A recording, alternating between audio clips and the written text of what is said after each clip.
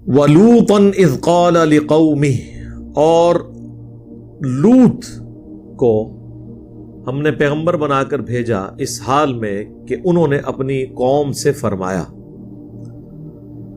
أَتَأْتُونَ الْفَاحِشَةَ مَا سَبَقَكُمْ بِهَا مِنْ أَحَدٍ مِّنَ الْعَالَمِينَ، کیا تم ایسی بے حیائی کرتے ہو کہ جو تم سے پہلے آج تک دنیا میں کسی نے نہیں کی۔ انکم لتأتون الرجال شہوة من دون النساء، بے شک تم جاتے ہو مردوں کے پاس شہوت کے لیے عورتوں کو چھوڑ کر۔ بل انتم قوم مسرفون، بلکہ تم تو حد سے گزر جانے والی قوم ہو۔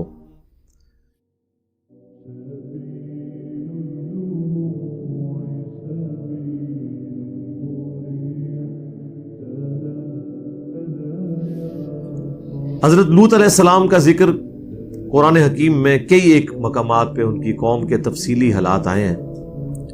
ان میں سے ایک مقام سورۃ الاعراف بھی ہے۔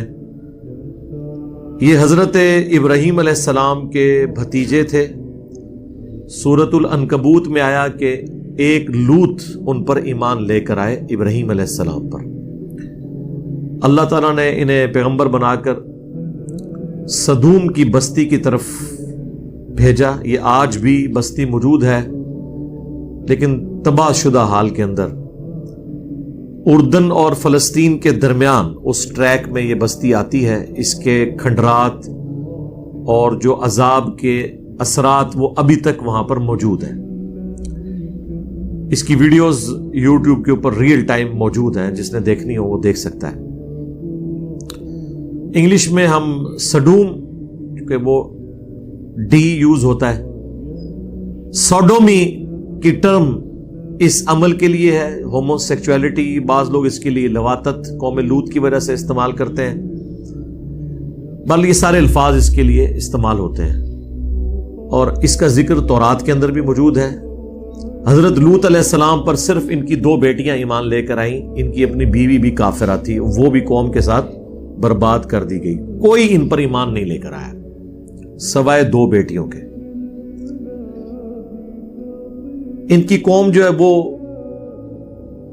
مردوں کے ساتھ بدفعلی کے کبھی گناہ کے اندر مبتلا تھی، جس کی باقیات آج کل آپ کو مدارس میں، بعض کالجز یونیورسٹیز کے ہاسٹلز میں بھی نظر آتی ہیں۔ اور اس حوالے سے میں کافی دفعہ بول چکا ہوں، آپ کو پتہ ہے جب وہ مفتی عزیز صاحب کی ویڈیو لیک ہوئی تھی، اس کانٹیکسٹ میں بھی قوم لوط کا عمل مدارس کے اندر، یہ آپ یوٹیوب پہ لکھیں، لاکھوں لوگوں نے وہ ویڈیو دیکھی ہے۔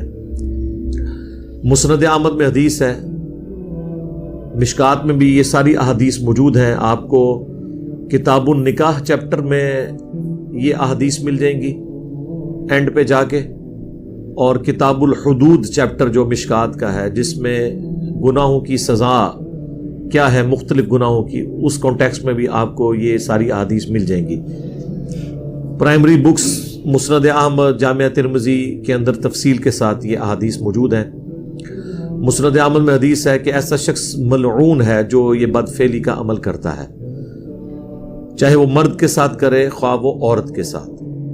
اور جامعہ ترمذی کے اندر حدیث موجود ہے کہ اللہ تعالیٰ ایسے شخص کی طرف نظر رحمت نہیں فرماتا جو مرد کے ساتھ یا کسی عورت کے ساتھ، خواہ وہ اس کی بیوی ہو، اس طرح کا عمل کرے۔ جامعہ ترمذی اور ابو داؤد کے اندر موجود ہے کہ ایسے لوگوں کی سزا یہ ہے کہ فاعل اور مفعول دونوں کو قتل کر دیا جائے اگر وہ بالرضا کر رہے ہیں، اور اگر ظاہر ہے کہ بالجبر ہوا ہے تو پھر صرف فاعل کے ساتھ یہ معاملہ کیا جائے گا۔ ابن عباس کا فتویٰ موجود ہے مصنف ابن ابی شیبہ کے اندر کہ وہ فرمایا کرتے تھے کہ ایسا عمل کرنے والوں کی سزا یہ ہے جو خلفائے راشدین نے بھی مقرر کی کہ اسے اس علاقے کی سب سے اونچی بلڈنگ سے زمین پر پٹخا جائے،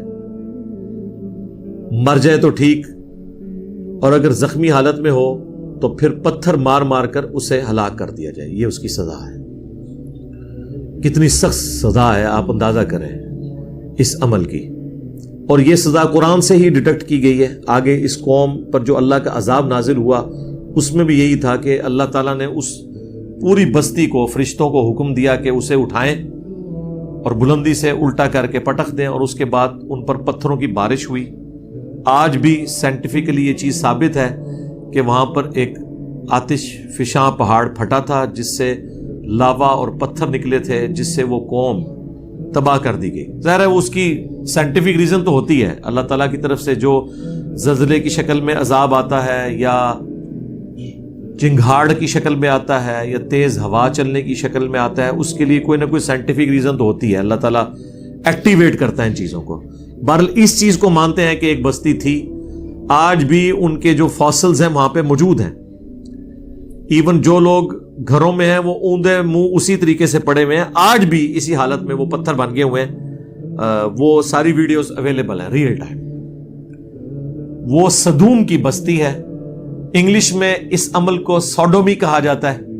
آپ گوگل پہ جا کے لکھیں تو آپ کو وہ قوم صدوم کے بارے میں سب کچھ مل جائے گا، کیونکہ یہ تورات کے اندر بھی اس واقعے کا ذکر موجود تھا.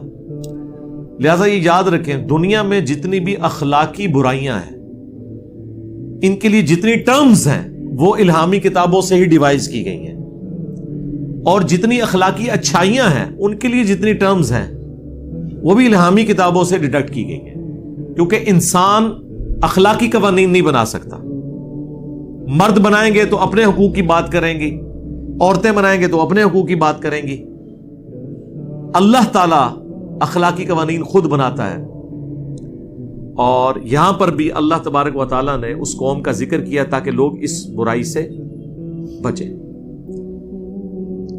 اب جب حضرت لوط علیہ السلام نے ان کو کہا کہ تم جو اللہ تعالیٰ نے عورت یعنی بیویاں بنائی ہیں ان کی بجائے تم یہ والا کام کرتے ہو، بل انتم قوم مسرفون، بلکہ تم حد سے بڑھنے والے ہو، تو اس کے جواب میں انہوں نے کیا کہا؟ وما کان جواب قومی، اور ان کی قوم کا جواب نہیں تھا الا مگر یہ ان قالوا اخرجوہم من قریتکم، کہ وہ سب کے سب کہنا شروع ہو گئے کہ اس کو جو ہے نا وہ اس بستی سے نکال دو. انہم اناس یتطہرون، یہ بڑے پاک باز لوگ بننا چاہتے ہیں، یعنی حضرت لوط اور ان کی 2 بیٹیاں. اور تو کوئی ایمان ہی نہیں لے کے آیا تھا. یہ ہوتا ہے جب آپ کے پاس دلائل ختم ہو جائیں، پھر آخری حال یہ ہوتا ہے کہ آپ ان کو یہاں سے نکال دو. ٹھیک ہے، تم نے اپنا اسلام لے کے رکھنا ہے تو جاؤ یہاں سے، تم نکل جاؤ، ہم تو برے لوگ ہیں، ہم میں رہو ہی نہ، بجائے یہ کہ اپنی برائی کو مان لیں. یہاں آج علماء بھی آپ کو یہی کرتے ہیں. آپ کسی کو مشورہ دیں کہ میرے بھائی یہ سنت کے مطابق یہ عمل ہے، وہ کہتے ہیں جی آپ کا دل کرتا ہے تو ٹھیک ہے، ادروائز آپ ہماری مسجد سے نکل جائیں. سیم وہی انالوجی ہے، فارمولے سیم ہے، ہر جگہ آپ کو وہ اپلائی ہوتے ہوئے نظر آئیں گے. اچھا، یہاں پہ آپ دیکھیں ایک لفظ استعمال ہوا ہے جواب. یہ جواب عربی کا لفظ ہے، اردو میں بھی استعمال ہوتا ہے. اچھا، اردو میں عموماً لوگ اردو بولتے ہوئے جواب کہتے ہیں، وہ لفظ غلط ہے. اصل لفظ ہے اردو میں جواب، کیونکہ عربی سے ہے نا. جیم کے اوپر کیا ہے؟ زبر.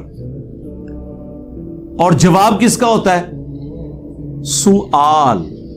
اردو میں ہم اسے زبر سے پڑھتے ہیں سوال.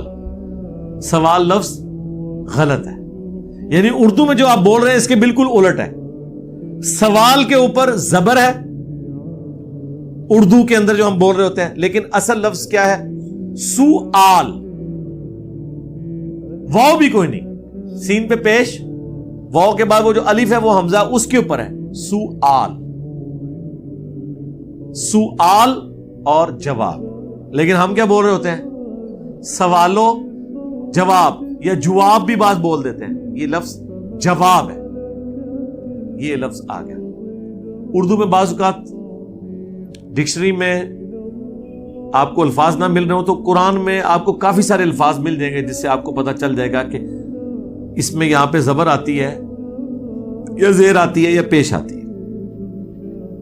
فَأَنْجَيْنَاهُ وَأَهْلَهُ إِلَّا امْرَأَتَهُ، تو اللہ تعالیٰ فرماتا ہے ہم نے نجات دے دی انہیں اور ان کے گھر والوں کو سوائے ان کی بیوی کے. کانت من الغابرین، وہ بھی پیچھے رہنے والوں میں شامل ہو گئی. یہ 2 پیغمبر ایسے ہیں جن کی بیویاں بھی کافرہ تھیں، حضرت لوط اور نوح علیہ السلام. وَأَمْطَرْنَا عَلَيْهِمْ مَطَرًا، اور ہم نے ان پر برسایا می پتھروں کا.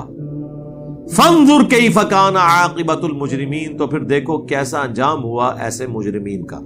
اب یہاں پہ وہ تفصیلی واقعہ نہیں آیا، بس یہاں پہ یہ کنکلوڈ ہو گیا.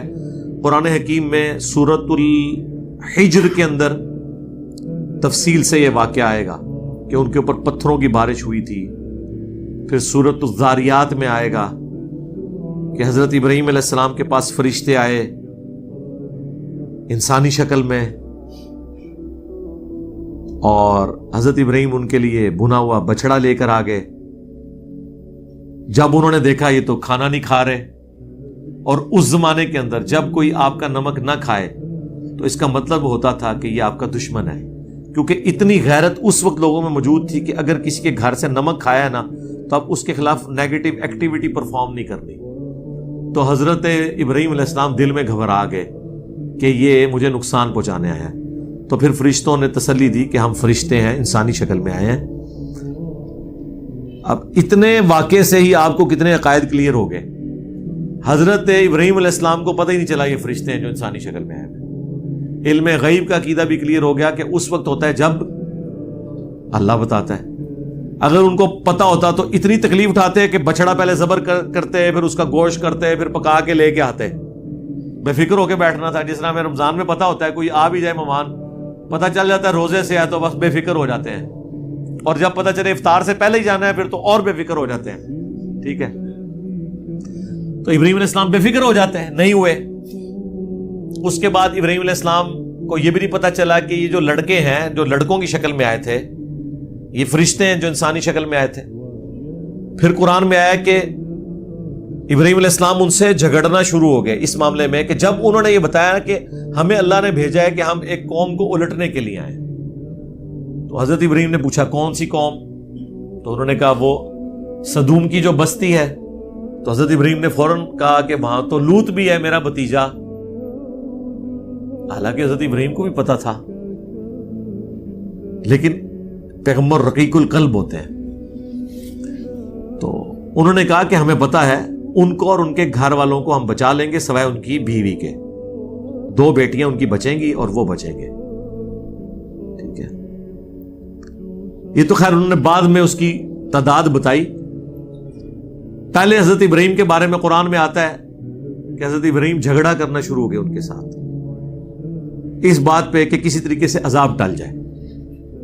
اور حضرت ابراہیم نے اپنی طرف سے، اب یہ جو آگے ڈیٹیل ہے نا، جھگڑنے کا ذکر قرآن میں ہے کہ بحث شروع کر دی، لیکن وہ تفصیل کیا ہے وہ تورات میں ہمیں ملتی ہے کہ حضرت ابراہیم نے کہا کہ اچھا مجھ سے تم یہ وعدہ کرو کہ اگر 10 بندے نکل آئے ایمان والے تم اس بستی کو نہیں الٹو گے. فرشتوں کو تو اللہ نے بتایا ہوا تھا کہ کتنے بندے ہیں.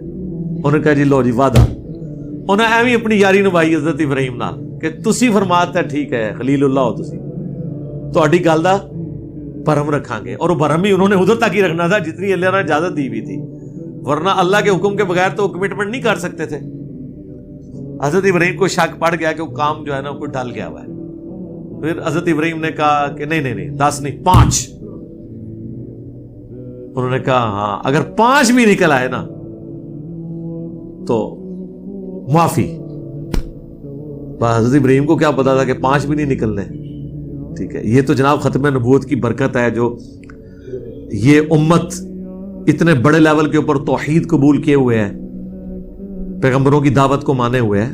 یہ نبی علیہ السلام کی ختم نبوت کی برکت ہے. ادروائز انسانی تاریخ نے کبھی ایسا وقت نہیں دیکھا کہ اتنی بڑی تعداد کے اندر موحدین دنیا میں موجود ہوں. ہمیشہ اکثریت گمراہوں کی رہی ہے. یہ تو نبی الاسلام کی امت ہے اور اسی وجہ سے اگلے انبیاء نے رشک کیا ہے. اب مجھے بتائیں اگر لوط علیہ السلام کو یہ پتا چل جائے کہ انجینئر صاحب کے سٹوڈنٹس 20 لاکھ سے زیادہ ہیں جو سبسکرائب کیے ہوئے ہیں تو ان کے لیے قابل رشک بات ہوگی کہ نہیں؟ تو ہم بھی یہ بتائیں گے کہ ہمارا کمال نہیں ہے، یہ ختم نبوت کی برکت سے یہ امت توحید ہے. یہاں پر کتابیں محفوظ ہیں اور اللہ تعالیٰ کا خاص کرم ہے اس امت کے اوپر. صحیح بخاری میں حدیث ہے بعض انبیاء قیامت کے دن اس حال میں آئیں گے کہ ان کے ساتھ 4 امتی، کسی کے ساتھ 3، کسی کے ساتھ 2، کسی کے ساتھ 1، کسی کے ساتھ 1 بھی نہیں ہوگا جو ایمان لایا ہو۔ اسی لیے بخاری مسلم میں آتا ہے کہ جب شب معراج نبی علیہ السلام گزر رہے تھے نا چھٹے آسمان سے، تو وہاں ان کی ملاقات حضرت موسیٰ اور حضرت ہارون سے ہوئی تھی، ٹھیک ہے۔ اور جب نبی علیہ السلام وہاں سے گزرے تو انہوں نے رونا شروع کر دیا جب اللہ تعالیٰ نے حضرت موسیٰ علیہ السلام کو یہ دکھایا کہ یہ امت محمدیہ ہے اتنی کثرت تعداد میں جو جنت میں جائے گی۔ تو ظاہر ہے وہ ایک پروفیشنل جیلسی کہہ لیں جس کو ہم رشک کہتے ہیں، حسد تو نہیں کہہ سکتے ظاہر ہے۔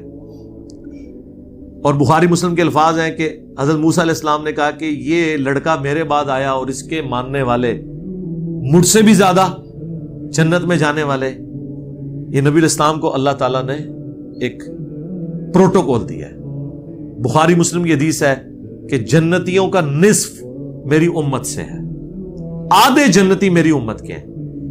ابن ماجہ اور ترمذی میں حدیث ہے کہ جنتیوں کی 120 میں سے 80 صفیں میری امت سے ہیں۔ اتنی کثرت سے یہ امت جائے گی، لیکن ایز کمپیئر ٹو اگلوں کے اگر آپ امت کے اندر تعداد دیکھیں تو پھر تو آٹے میں نمک ہی ہے سرکار۔ اے نہ سمجھے ہوگا کہ سارے ہوتے بیٹھے ہوں گے، ایڈا بھی سوگا معاملہ نہیں ہے۔ 7 ارب سے زیادہ انسانوں میں سے 5 ارب تو پکے کافر اور مشرک ہیں۔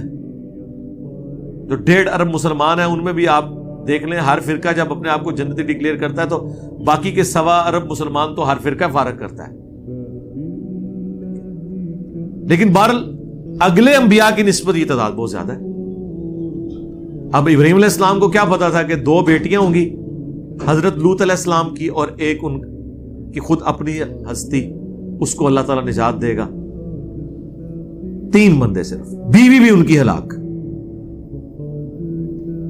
پھر وہ نوجوانوں کی شکل میں قرآن پاک میں پوری تفصیل آتی ہے۔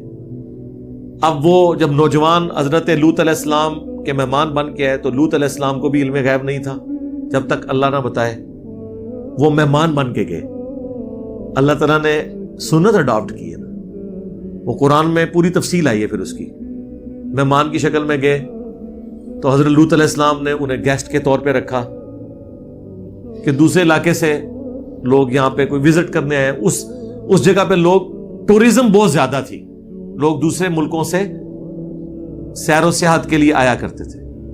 تو قرآن میں ذکر ہے کہ جب وہ نوجوان لڑکوں کی شکل میں فرشتے آئے تو حضرت لوط علیہ السلام بڑے غمگین ہوئے کہ کاش آج میرے پاس کوئی ایسا قلعہ، کوئی ایسی جگہ ہوتی کہ میں اپنے ان مہمانوں کو بچا سکتا اپنی قوم کے شر سے، کیونکہ انہیں ڈر پڑ گیا کہ اگر وہ اتنے لڑکوں کو دیکھیں گے تو وہ تو اپنی حاجت پوری کرنے کے لیے یہاں آ جائیں گے۔ اور وہی ہوا، قرآن میں آیا کہ وہ سارے کے سارے جمع ہو گئے، آ گئے۔ تو حضرت لوط علیہ السلام نے بڑے لجاجت کے انداز میں انہیں سمجھایا، مجھے میرے مہمانوں کے سامنے بے عزت نہ کرو، کاش کوئی مضبوط قلعہ ہوتا میں اس کی پناہ لے لیتا، یا کاش شیخ عبد القادر جیلانی ہوتے ایک نگاہ مار کے ہلاک کر دیتے۔ پیغمبر تو یہی کہتے ہیں کہ کاش کوئی قلعہ ہوتا میں اپنے مہمان بچا لیتا۔ تو اس سے آپ کو اندازہ ہو جانا چاہیے کہ بابت شاہی کوئی نہیں، یہ بابوں کی طرف سب جھوٹی کہانیاں منسوب ہیں۔ پیغمبروں کو کوئی ایسی چیز نہیں ملی ہوئی تھی جو یہ نگاہ مار کے تو یہ کر دیں وہ کر دیں۔ تو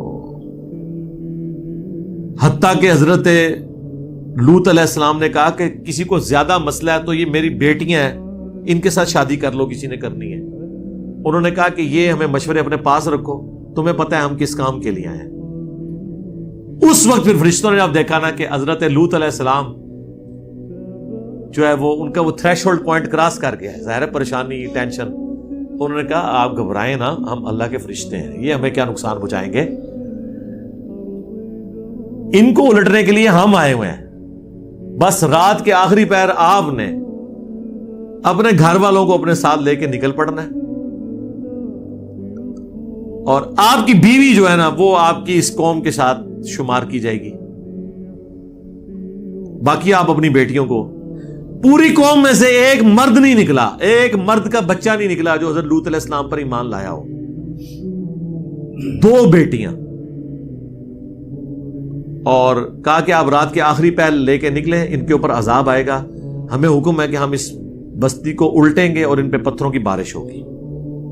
وہی ہوا، حضرت لوط علیہ السلام اپنی بیٹیوں کو، بیوی کو بھی ساتھ لے کے نکل پڑے۔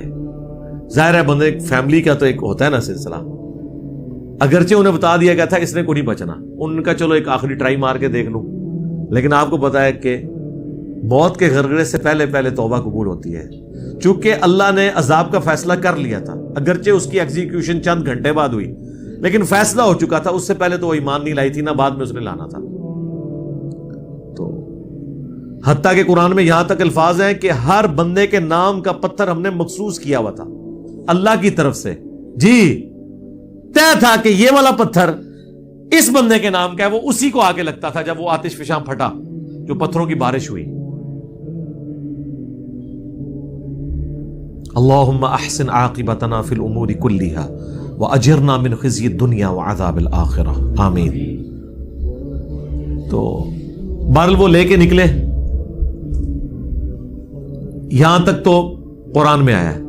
تو رات میں یہ کہ جب وہ جا رہے تھے، بیوی بھی ساتھ تھی، قرآن میں یہ الفاظ آئے ہیں کہ پیچھے مڑ کے نہیں دیکھنا۔ یہ آپ نے اکثر اپنی سٹوریوں میں سنا ہوگا، پیچھے جو مڑ کے دیکھے گا پتھر بن جائے گا، یہ قرآن سے ہی انہوں نے اخذ کیا ہوا ہے۔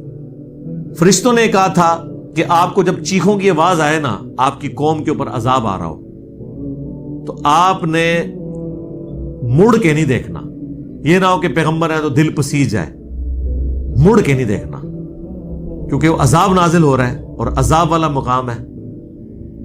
آپ نے سیدھا آگے جانا ہے جب تک کہ آپ کو وہ جگہ نہ بتا دیجئے جہاں آپ کا پڑاؤ ہونا ہے۔ تو رات میں پھر یہ ملتا ہے کہ ان کی جو بیوی تھی نا، جب اس نے چیخو پکار سنی تو ظاہر ہے اس کی ہمدردیاں اپنے خاوند کے ساتھ تو نہیں تھی، اس نے مڑ کے دیکھا، ہائے میری قوم۔